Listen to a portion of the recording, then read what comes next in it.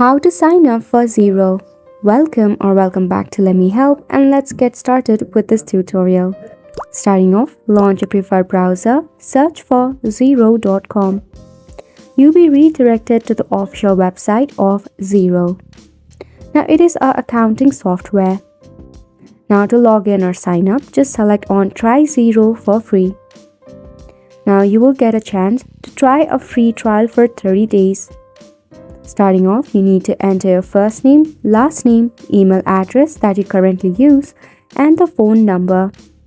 Enter the location, that is your country or region that you work from. Once you have filled out all of this, select on Process. Now, to verify yourself, all you have to do is open up your Gmail. Go ahead and do that. Then you will receive an email from Xero. Just tap on Yes. Now, you'll be redirected to a new page.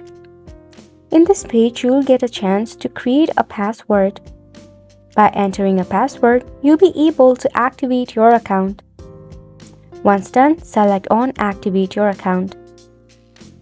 Now you're almost done. In here, all you have to do is enter your business.